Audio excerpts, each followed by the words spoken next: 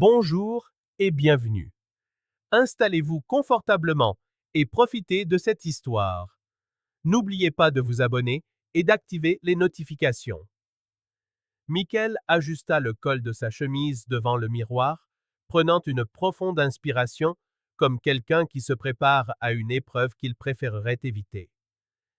Du couloir, Rachel l'appela pour lui demander s'il était enfin prêt. Il répondit que oui, alors qu'il aurait souhaité être n'importe où ailleurs ce soir-là.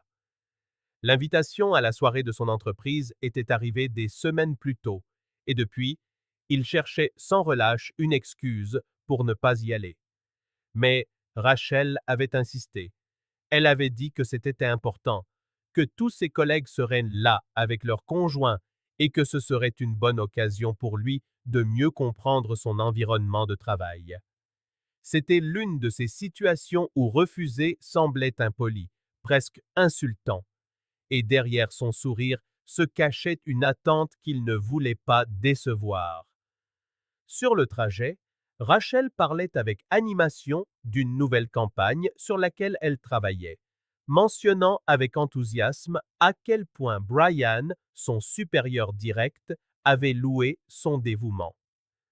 Michael hochait la tête en silence. Il avait entendu ce nom bien trop souvent. Brian par-ci, Brian par-là. Un homme que tout le monde admirait, toujours décrit comme charismatique, intelligent et influent.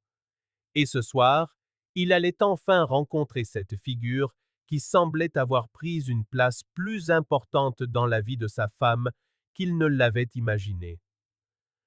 Lorsqu'ils arrivèrent sur le lieu de la fête, Michael se sentit immédiatement déplacé. Les collègues de Rachel circulaient, un verre à la main, l'accueillant avec des étreintes chaleureuses, tandis que lui, malgré ses efforts pour se fondre dans la masse, n'était que le mari que personne ne connaissait vraiment. Rachel disparut dans un tourbillon de conversation et de rires, le laissant trouver un coin tranquille d'où il pouvait observer. Il lui semblait que chacun de ses gestes était une performance, comme si elle était sur scène. Le rire exagéré, les contacts appuyés sur le bras de Brian, les regards qui s'attardaient. Michael essayait de l'ignorer, mais quelque chose dans cette scène le dérangeait bien plus que le cadre lui-même. À un moment, Brian s'approcha et salua Michael avec cette cordialité étudiée qui sonne faux. Il dit quelque chose sur le fait que Rachel était l'une des professionnelles les plus prometteuses qu'il ait jamais dirigées et qu'elle avait un brillant avenir. Michael le remercia, mais évita de prolonger la conversation. Il était clair que Brian voulait être vu, admiré, être au centre de tout. Rachel revint avec 2 verres de vin, en tendit un à Michael et lui dit qu'il devait se détendre et profiter de la soirée. Il esquissa un sourire, mais à l'intérieur, quelque chose se brisait déjà. Il observait ses gestes, les regards échangés avec Brian, les commentaires chuchotés. Tout était trop subtil pour accuser, mais trop évident pour être ignoré. Alors que la plupart des invités se rassemblaient près de la piste de danse, riant et levant leurs verres, comme si la nuit n'était qu'une autre célébration insouciante, Michael s'écarta. Il prétexta avoir besoin d'aller aux toilettes, mais pas le portèrent dans une autre direction. Il avait besoin de respirer, de réfléchir, de comprendre ce qu'il ressentait. Il monta discrètement à l'étage, vers un balcon latéral plus calme et moins fréquenté. Au moment où il s'apprêtait à s'appuyer contre la balustrade, des voix familières attirèrent son attention. De l'autre côté, partiellement caché par une cloison décorative en bois, se tenaient Brian et 2 autres hommes de l'entreprise, riant bruyamment. Rachel était avec eux. Michael reconnut sa voix parmi les remarques rapides ponctuées d'éclats de rire. Elle semblait bien trop à l'aise dans ce groupe, comme si c'était là son vrai monde, et non le foyer qu'elle partageait avec lui. Il sortit son téléphone, activa l'enregistreur vocal et capta tout. Non pas comme une arme, mais pour que la vérité ne puisse plus jamais être effacée par la convenance de quiconque.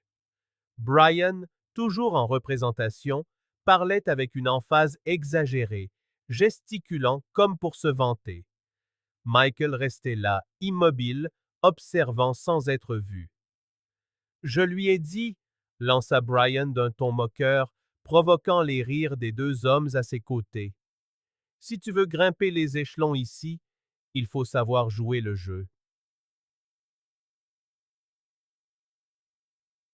L'un des hommes fit un commentaire à voix basse, quelque chose comme Elle joue bien, hein?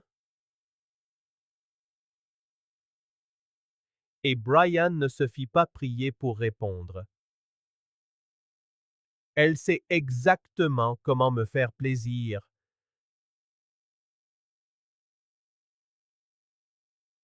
Il prit une gorgée de sa boisson et ajouta La promotion, c'était le moins que je puisse faire pour ce que j'ai eu en retour. L'estomac de Michael se noua. Rachel, à côté d'eux, hochait la tête comme pour confirmer une information triviale. Ce n'était qu'une fois, dit-elle, sans l'ombre d'un remords. Et la promotion, c'est ce que je voulais. Tous les quatre se mirent à rire comme si c'était naturel, comme un échange anodin, comme si tout cela faisait partie d'un accord tacite où personne n'était blessé. Michael resta figé, sans réaction. Ce n'était pas un doute, un soupçon ou un malentendu. C'était une confirmation froide, objective, publique.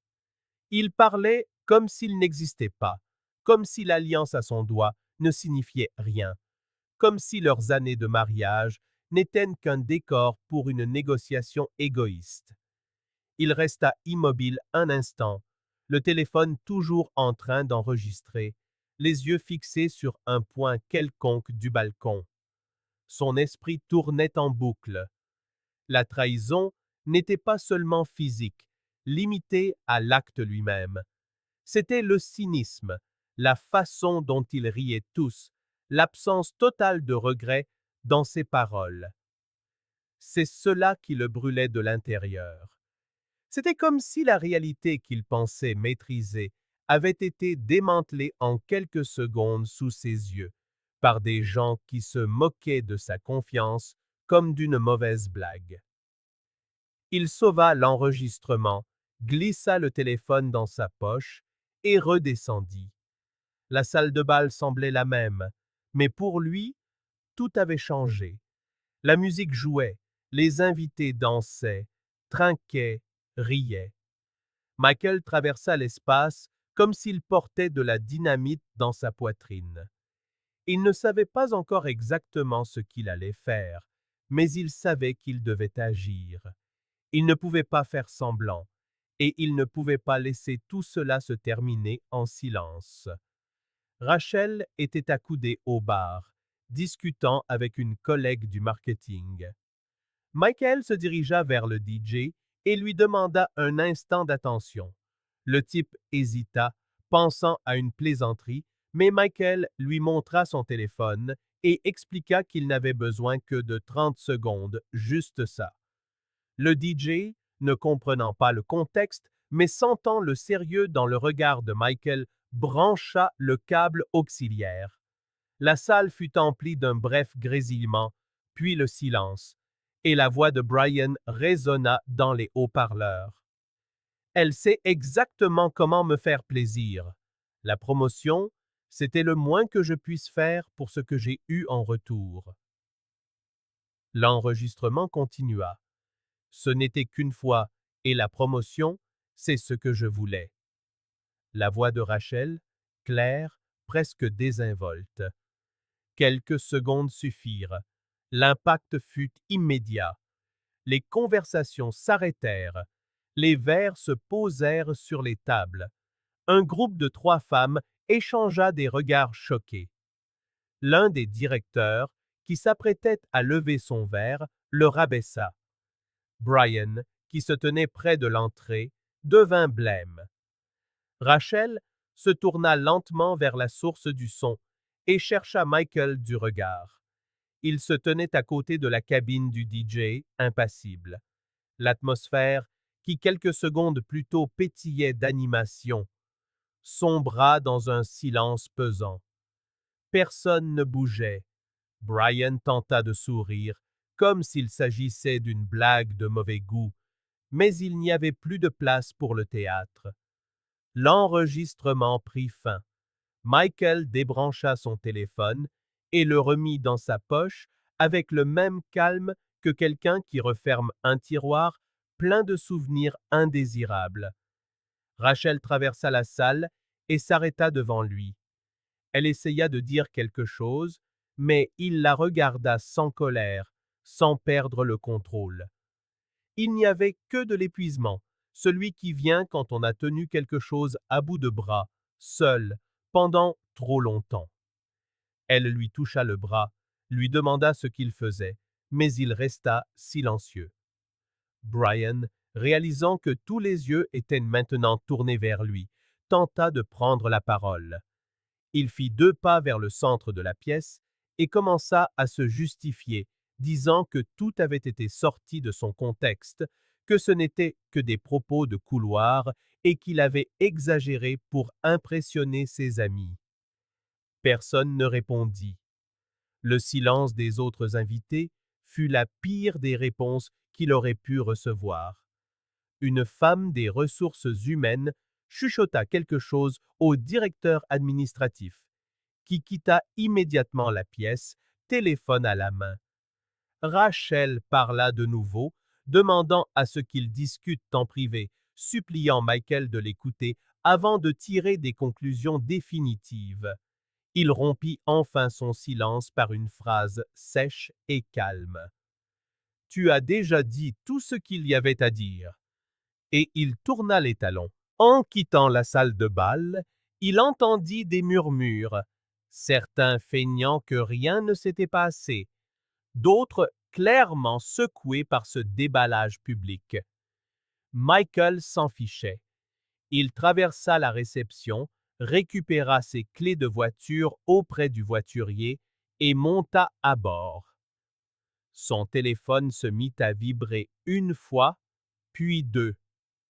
Messages, appels, notifications insistantes. Il ignora tout.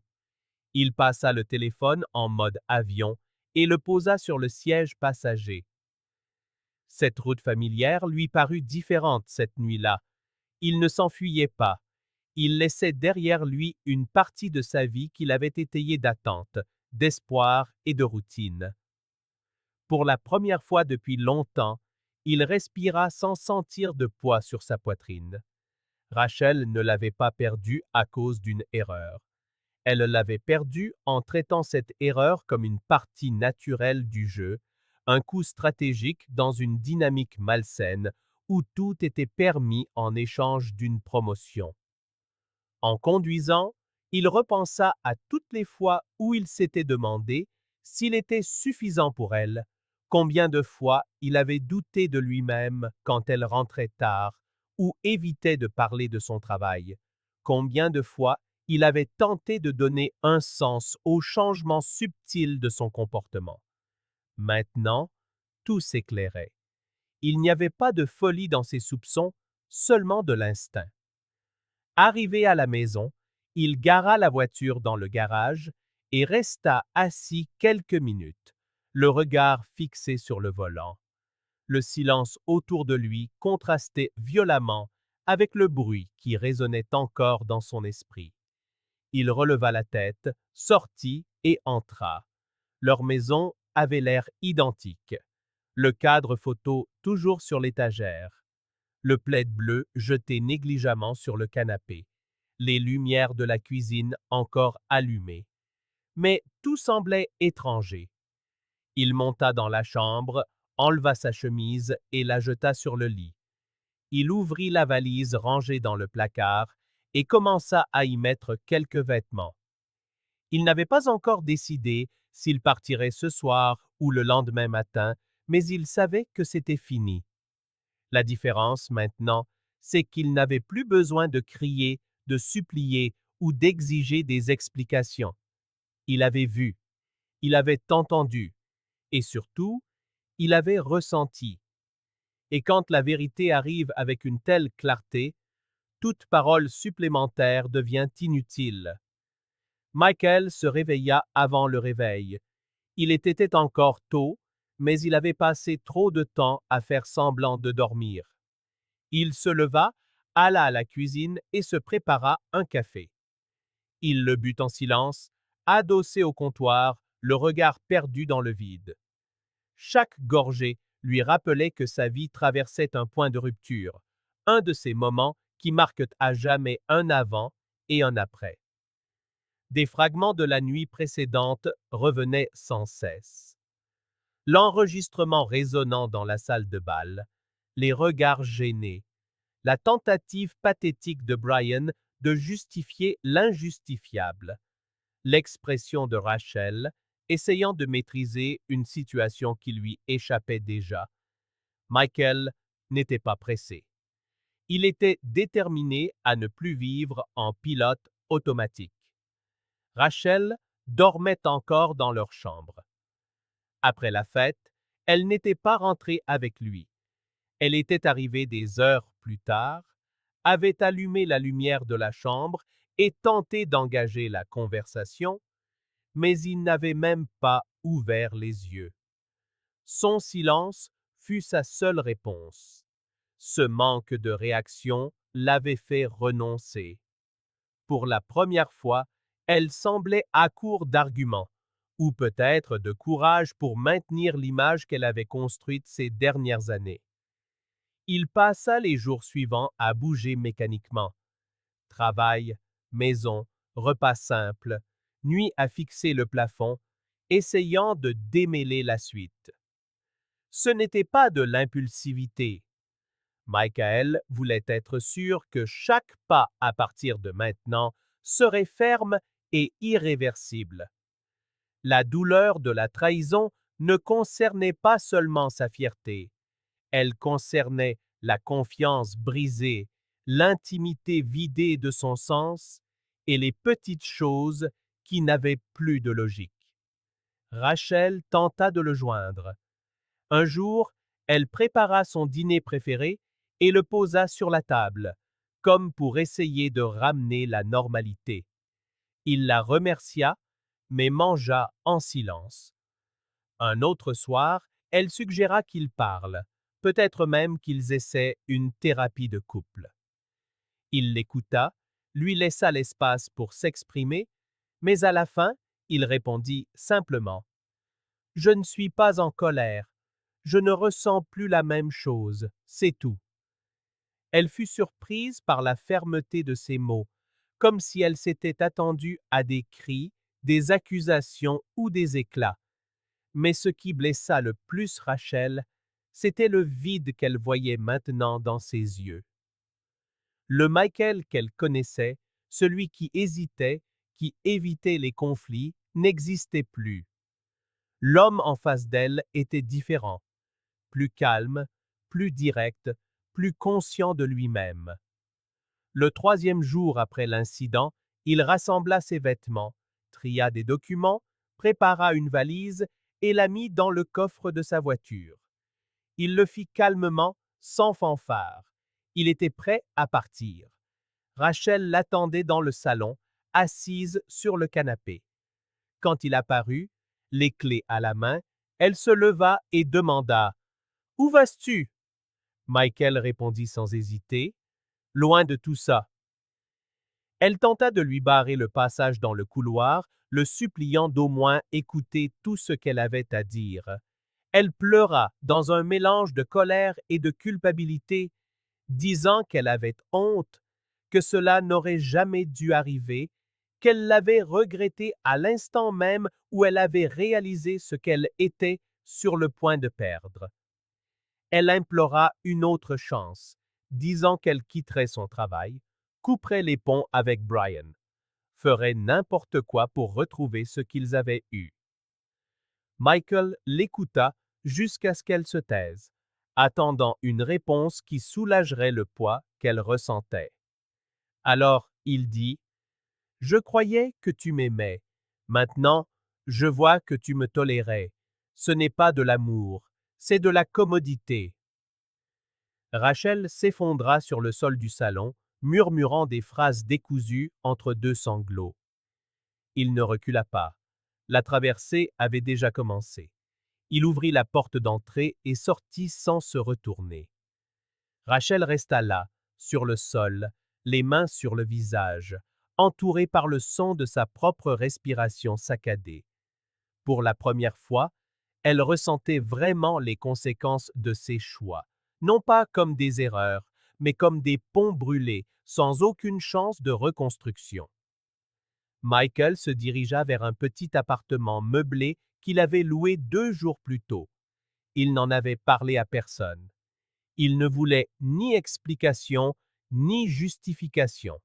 Il avait besoin de cet espace pour respirer vraiment. Dans son nouveau logement, il rangea ses affaires simplement, comme quelqu'un qui se débarrasse d'une vieille armure et choisit la légèreté. Le lit était étroit. Le placard ne contenait que l'essentiel, mais il y avait la paix.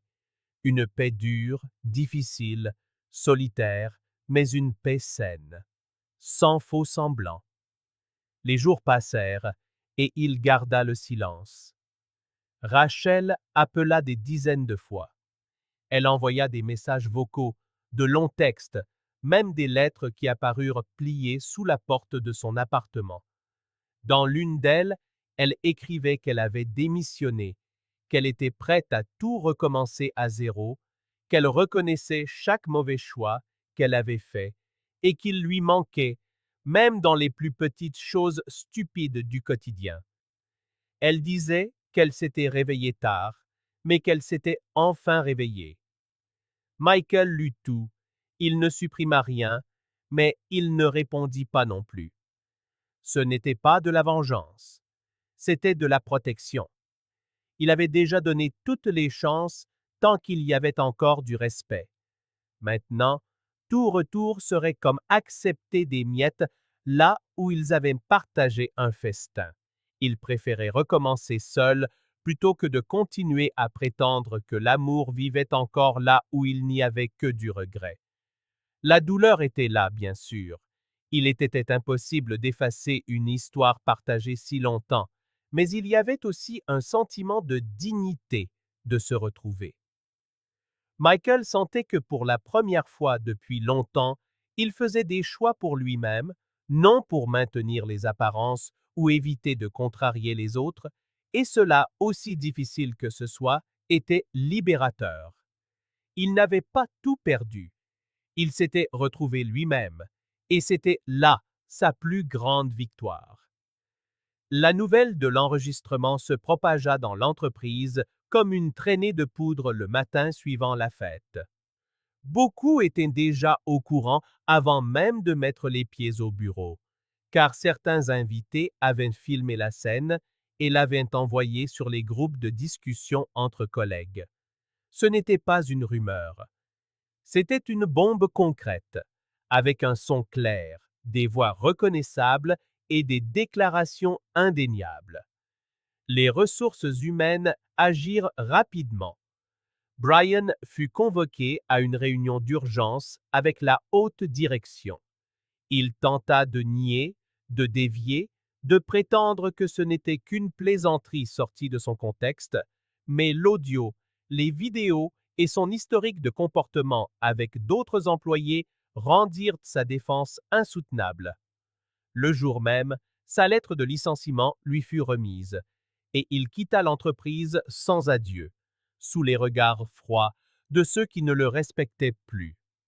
Rachel, quant à elle, fut convoquée pour expliquer son implication.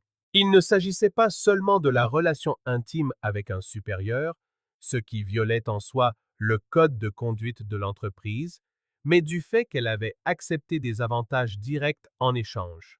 Sous pression, elle demanda un congé maladie. Elle resta chez elle, noyée dans la culpabilité, essayant de comprendre comment elle avait pu laisser tout en arriver là. Après des semaines d'absence, elle présenta sa démission. Elle savait qu'elle ne regagnerait jamais la confiance de ses collègues.